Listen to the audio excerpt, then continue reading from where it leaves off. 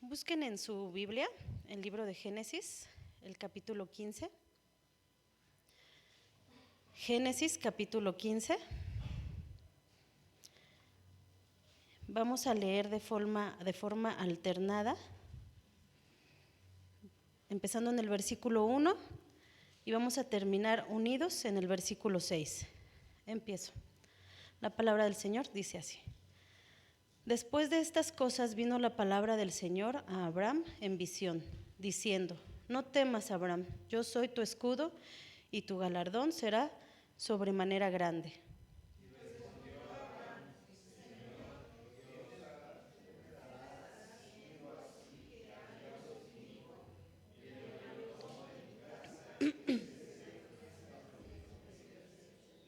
Dijo también Abraham: Mira que no me has dado prole, y he aquí que será mi heredero un esclavo nacido en mi casa.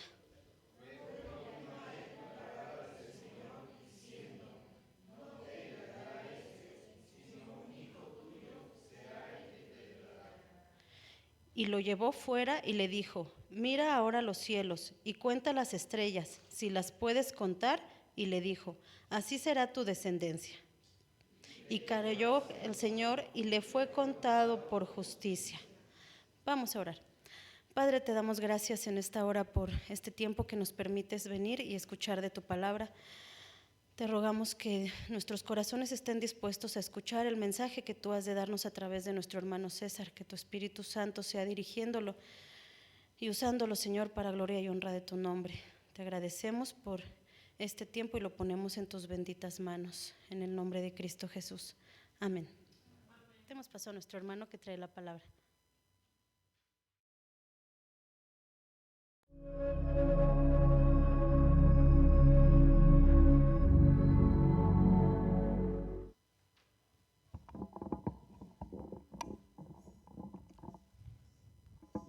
Buenas noches, hermanos.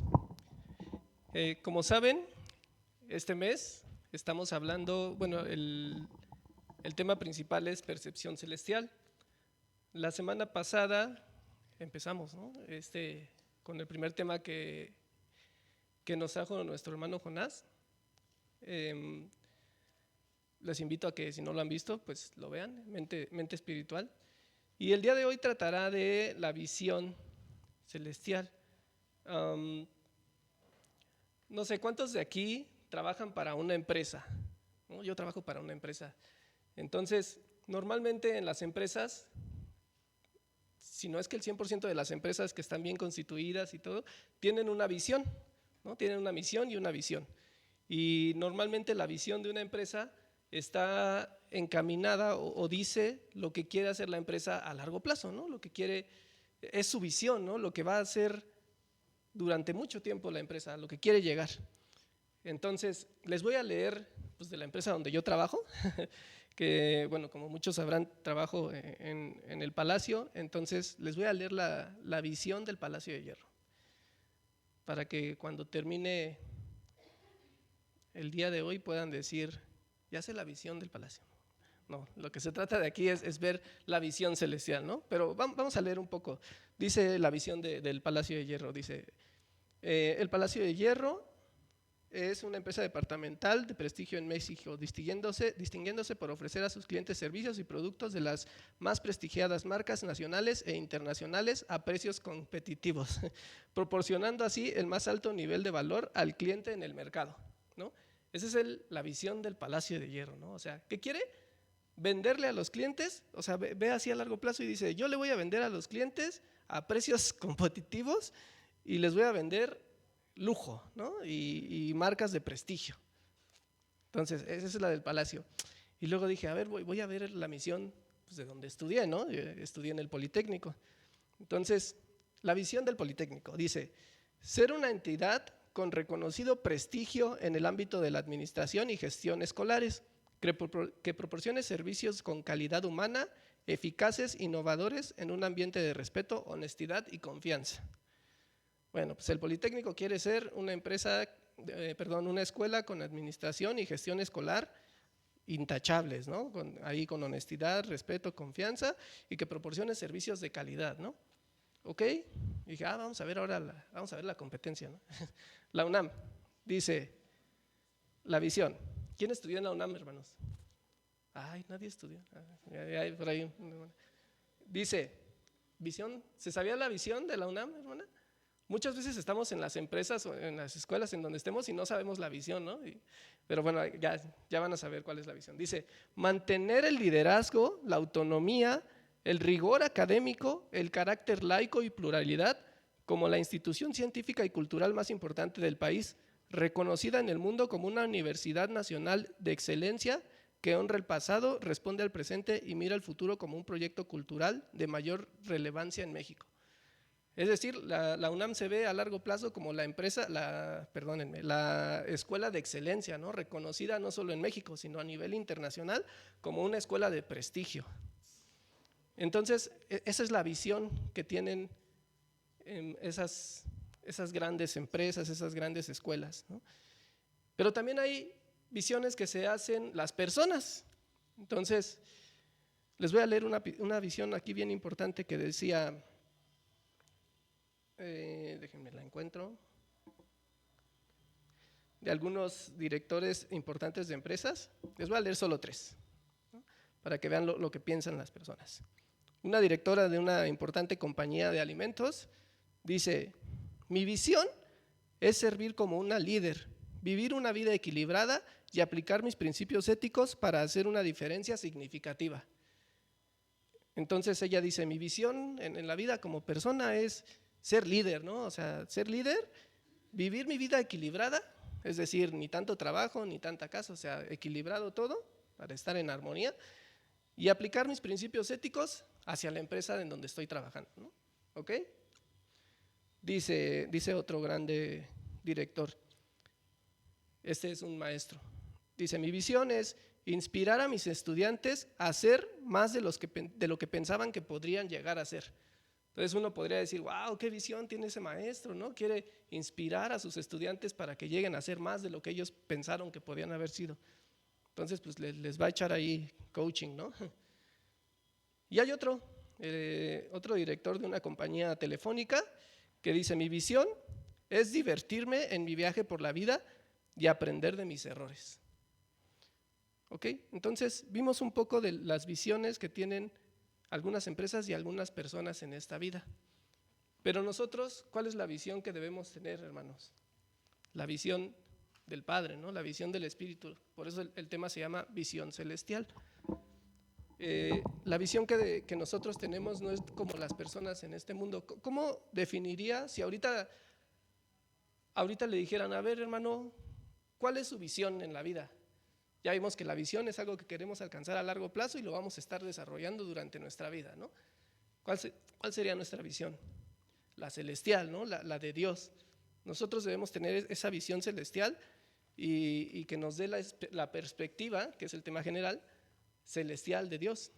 Entonces, ¿quiénes se imaginan en la Biblia que tenían esa visión celestial?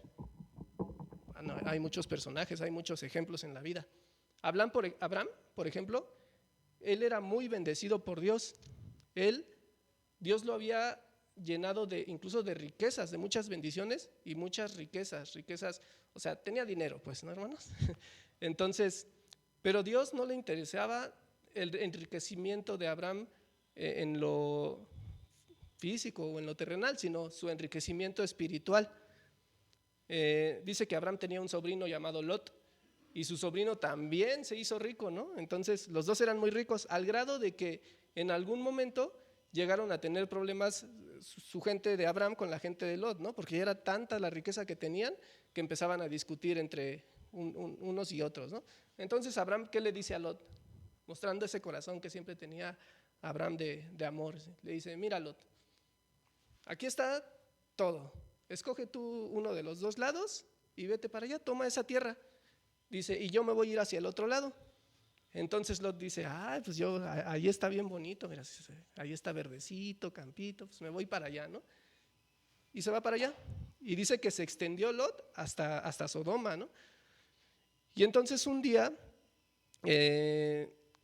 hubo una serie de reyes que atacaron ahí las tierras en donde habitaba Lot y lo capturaron a Lot. Y Abraham, otra vez con ese amor que tenía, fue y rescató, incluso tomó botín de todos esos terrenos donde atacaron. Y Abraham seguía siendo bendecido por Dios, incluso, ¿no? Entonces, ahorita nuestra hermana Mitzi nos ayudaba a leer ahí Génesis 15, del versículo 1 al 6. Les voy a leer nada más el 1 y el 6. Dice: después de estas cosas, o sea, después de esto que les platiqué, que se separaron Lot y Abraham, Lot se extendió hasta Sodoma, atacaron la tierra de Lot, lo capturaron, Abraham lo rescata. Y bueno, después de todos esos acontecimientos, dice: después de estas cosas vino la palabra del Señor a Abraham en visión, diciendo: no temas, Abraham, yo soy tu escudo y tu galardón será sobremanera grande. Y luego Abraham respondiéndole al Señor: sí, aquí estoy, ¿no?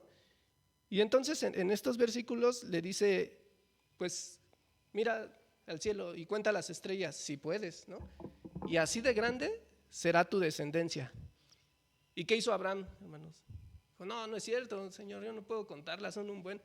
No, dice que Abraham le creyó al Señor y dice: y le fue contado por justicia. Entonces Abraham tuvo fe. La fe se demuestra obedeciendo. Entonces, primero debemos creer para después tener ese entendimiento de Dios, esa visión espiritual de qué es lo que Dios va a hacer con nosotros, pero lo necesitamos creer. Así fue como Dios fue llevando a Abraham, fue fortaleciendo su fe e iba teniendo una mejor visión espiritual Abraham. En Hebreos 11, del 9 al 10, dice de la siguiente manera, hablando de Abraham: por la fe habitó como extranjero en la tierra prometida, como tierra ajena, morando en tiendas con Isaac y Jacob, coherederos de la misma promesa. Entonces, ¿qué vemos, hermanos? Que Abraham confiaba tanto en Dios, Dios se le reveló a Abraham, y Abraham confiaba en Dios, creía su palabra y tenía esa visión de Dios, ¿no? Hacia dónde lo llevaba. Entonces, vemos que Abraham era una persona muy rica, tenía mucho dinero, pero confiaba tanto en Dios que a pesar de sus riquezas, él no dijo: ay, pues ya estoy aquí en esta tierra, tengo mucho dinero, pues me voy a construir mi castillo, ¿no? ¿Por qué? Porque él sabía que había una recompensa mayor, no en esta tierra, porque para él lo importante era lo espiritual, no lo que hay aquí.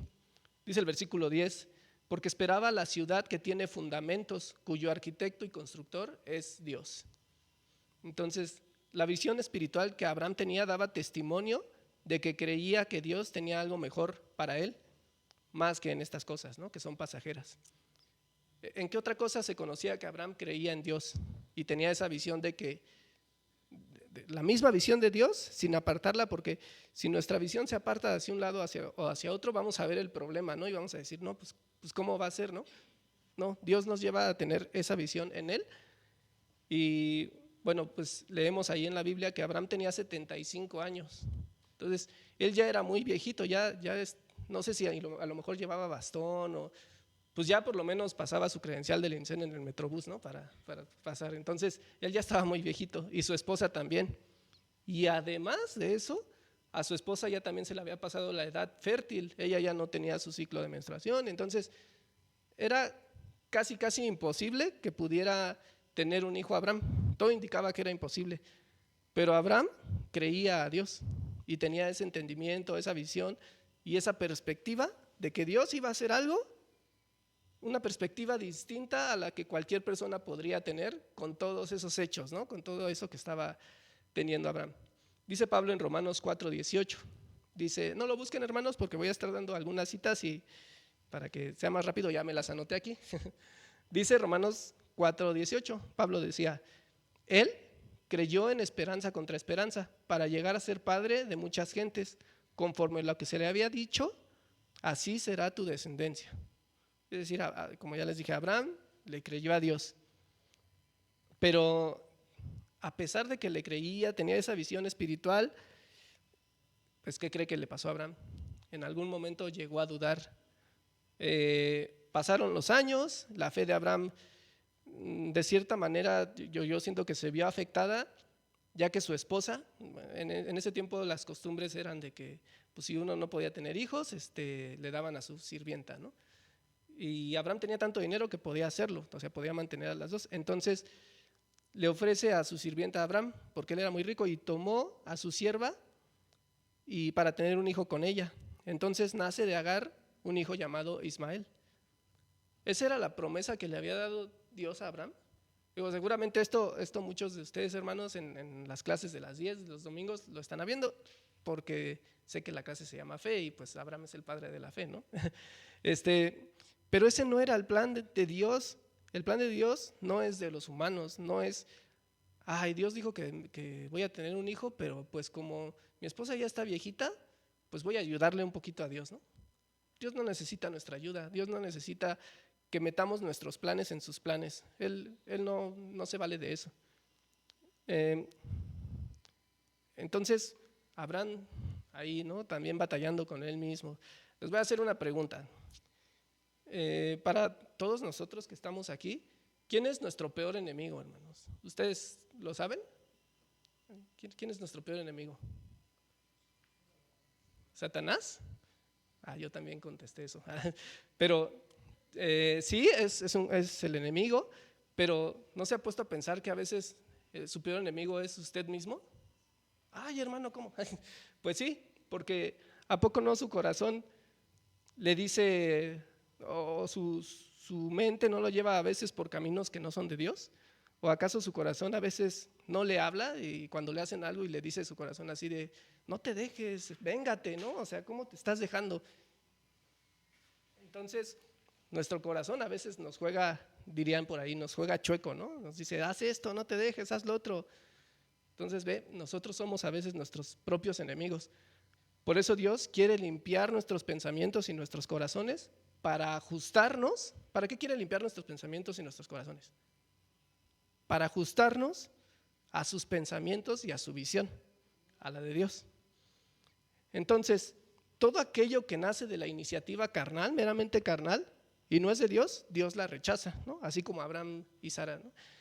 Eso no era lo que Dios quería. Dice Pablo en sus cartas, dice que todo designio de la carne dice Pablo, que todo designio de la carne no se sujeta a Dios, porque Dios no está sujeto a lo que nosotros le digamos. Entonces, Abraham cometió un error. Hasta nuestros días ese error viene repercutiendo. Y lo estamos viendo ahorita, pues, a lo mejor también en las noticias, ¿no? Porque de la descendencia de Ismael pues vienen los árabes y siempre están en conflicto con los israelitas.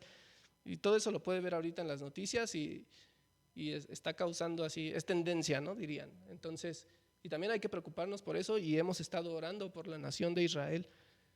Pero bueno, eso viene desde una decisión que tomó Abraham en el pasado. Por eso debemos someter todas las cosas al Señor, pidiéndole Dios que nos dé su visión para hacer las cosas sin estorbar nuestra vista hacia uno o hacia el otro lado, sino que nuestra visión siempre sea hacia Dios. Ya después de algunos años, pues Abraham siguió caminando con Dios. Un día probó Dios la fe de Abraham, ¿no? Y le pide, sacrifícame a tu hijo Isaac, a tu único hijo, a ese que amas, sacrifícamelo. Y entonces, pues Abraham a lo mejor estaba acostumbrado a ver que la gente sacrificaba niños, ¿no? Porque venía de un pueblo pagano que sacrificaba niños. Pero a lo mejor él podía haber pensado así en su mente, en su perspectiva que tenía, pues voy a sacrificar a mi hijo, pero se lo voy a sacrificar al Dios vivo, ¿no? Al Dios verdadero. Pero Abraham ya estaba, lo comentaba en la semana pasada nuestro hermano Jonás, hay que estar ejercitados en nuestra mente espiritual para que podamos tomar decisiones. Comentaba lo de Eliseo, ¿no? Iba Eliseo caminando así por las calles y ya no se detenía a lo mejor a orarle a Dios, Dios ayúdame a sanar a esta persona, sino que él iba y hacía, ¿no? Sanaba a la gente y así. ¿Por qué? Porque ya tenía ese ejercicio de la fe y la constancia con Dios. Entonces, así Abraham también ya había ejercitado su espíritu y obedecía y tenía la visión y la percepción celestial. Entonces, pues no se lo discutió a Dios. Simplemente se levantó dice la palabra que se levantó muy de mañana, enalbardó su asno y se fue con su hijo para sacrificarlo, tal como Dios le había dicho. Así siguió creciendo Abraham y teniendo más visión y visión. y cuando le dijo que entregara a su hijo, pues le obedeció sin reproche. Entonces, ¿qué visión de las cosas tenía Abraham? Vamos a Génesis 22, 4, no lo busqué, hermano, se lo voy a leer. Dice Génesis 22, 4.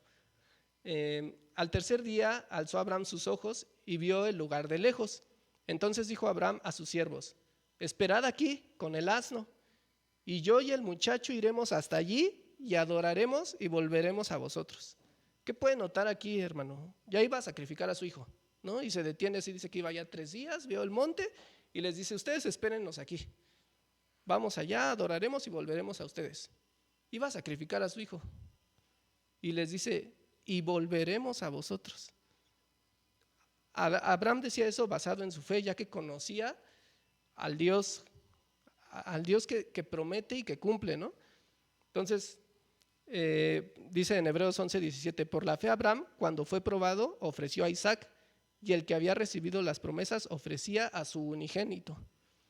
Entonces, habiéndosele dicho que su primogénito vendría la descendencia, él sabía que Dios iba a hacer algo para que la palabra de Dios se cumpliera, ¿no? Porque si en ese momento él hubiera sacrificado a su hijo, ¿cómo se iba a cumplir la promesa de Dios? Si Dios le dijo que de su unigénito iba a venir la descendencia, ¿no? Entonces Abraham con toda la confianza fue y lo ofreció a Dios, sabiendo que Dios, a lo mejor él no sabía, ¿no? No sabía qué Dios iba a hacer, pero él sabía que Dios iba a hacer algo para cumplir su palabra. Y a veces nosotros nos podemos estar así, ¿no? Y decir: Dios, yo sé que tú eres bueno, eres santo y no sé cómo vas a hacer las cosas, pero yo confío en ti y sé que las vas a hacer. Así, con esa fe debemos estar nosotros.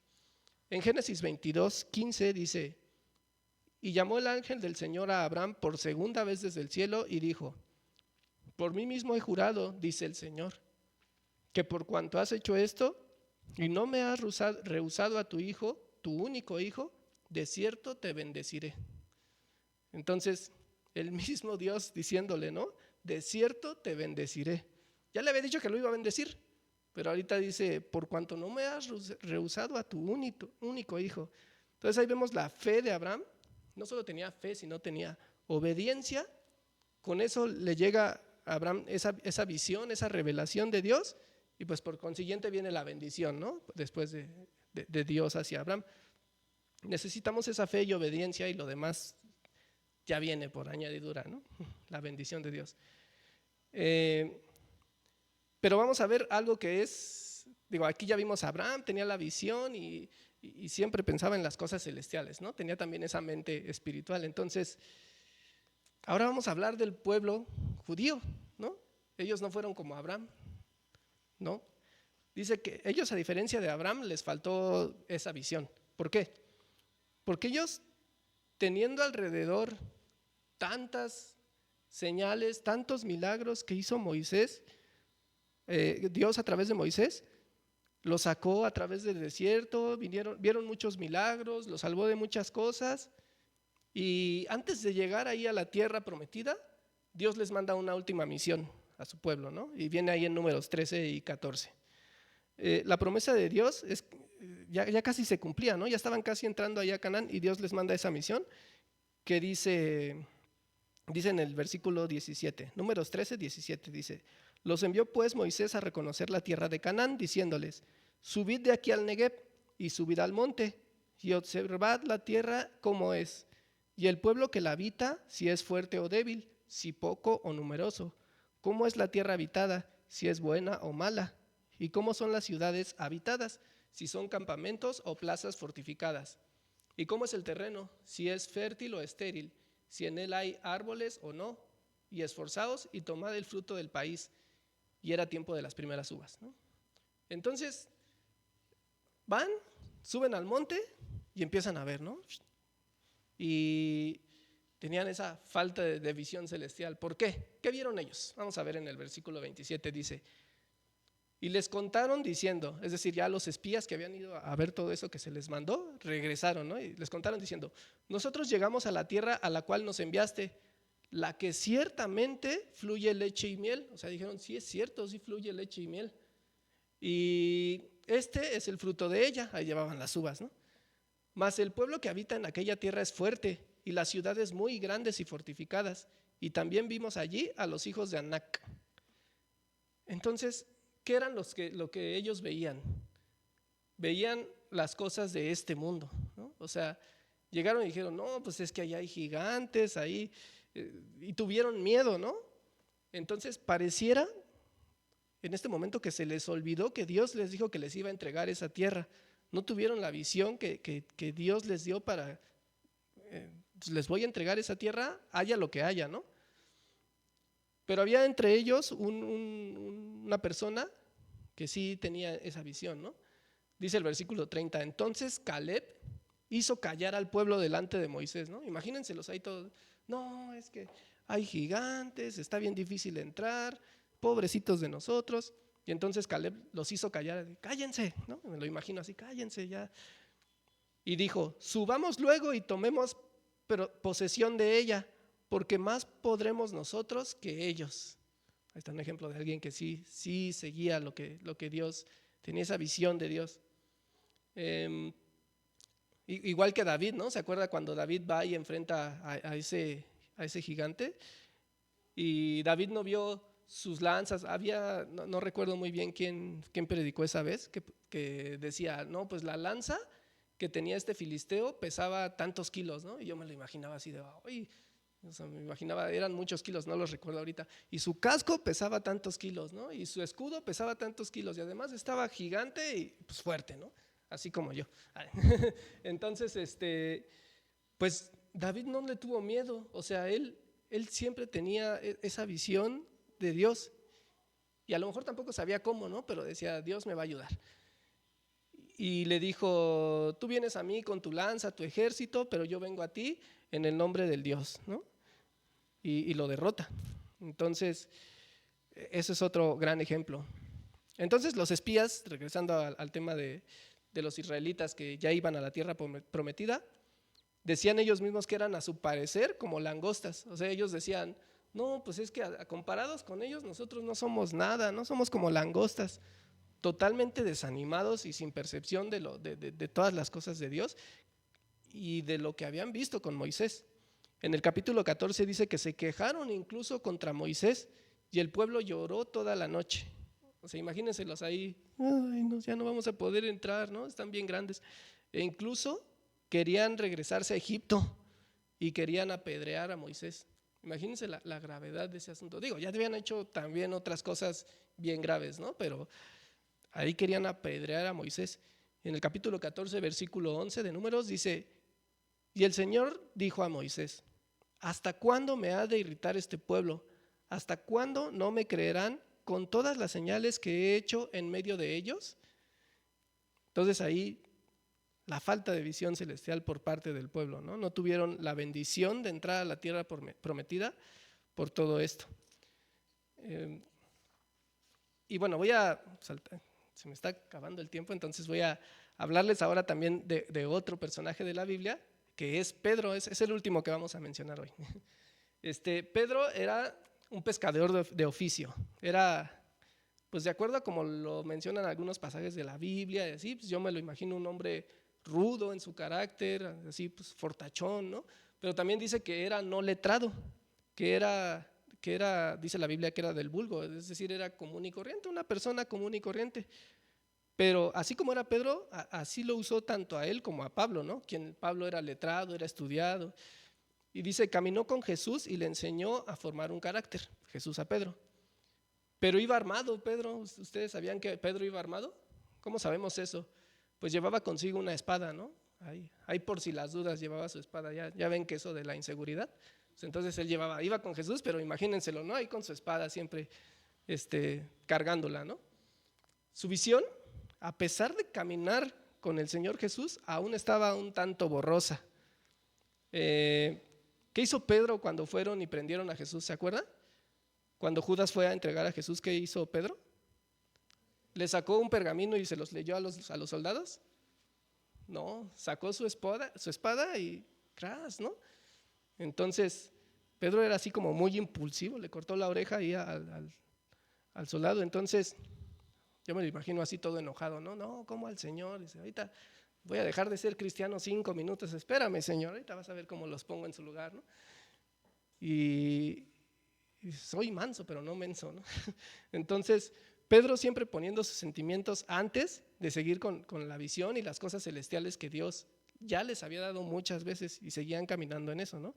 En Mateo 14 dice de la siguiente manera: mas a la cuarta vigilia de la noche Jesús vino a ellos andando sobre el mar, y los discípulos, estoy leyendo del 25 al 27, hermanos, y los discípulos, viéndole andar sobre el mar, se turbaron diciendo: un fantasma, y dieron voces de miedo.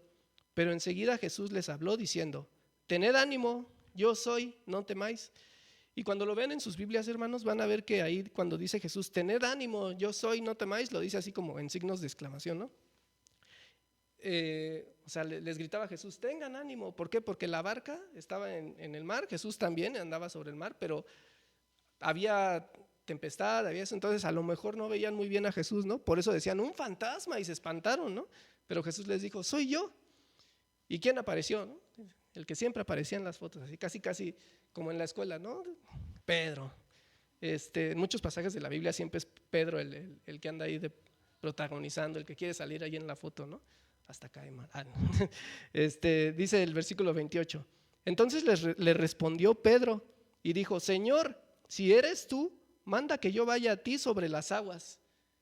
Imagínense qué cosas pide Pedro, ¿no? Así, o sea, imagínese usted en la barca y así, usted lo que cuando ve así a alguien y se asusta, pues está lleno de miedo, ¿no? Y Pedro le dice: a ver, si eres tú, manda que yo vaya a ti por las aguas también contigo, ¿no?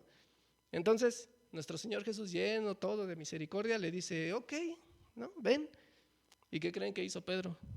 Pues que sí fue hacia el Señor Jesús, ¿no? Y entonces se baja de la barca y con esa visión espiritual en Jesús empezó a caminar sobre el agua tal como lo hizo nuestro Señor Jesucristo. Entonces allí iba, ¿no? Descendiendo Pedro de la barca, andaba sobre las aguas.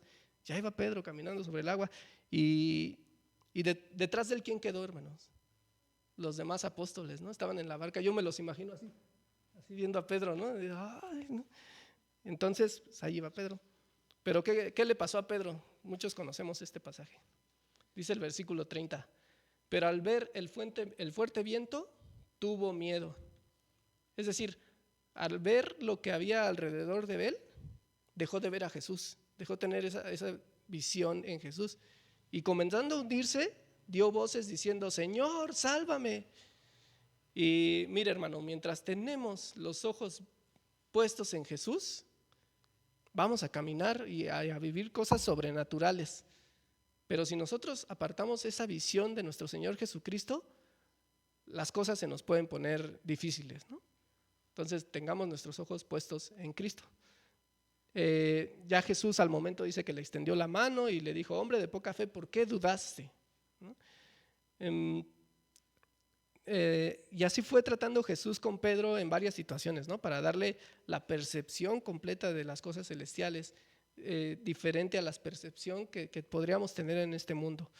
Una gran afirmación y comprobación de la visión celestial de Pedro la encontramos en Mateo 16:13, en donde dice: viniendo Jesús a la región de Cesarea de Filipo, preguntó a sus discípulos diciendo: ¿quién dicen los hombres que es el Hijo del Hombre?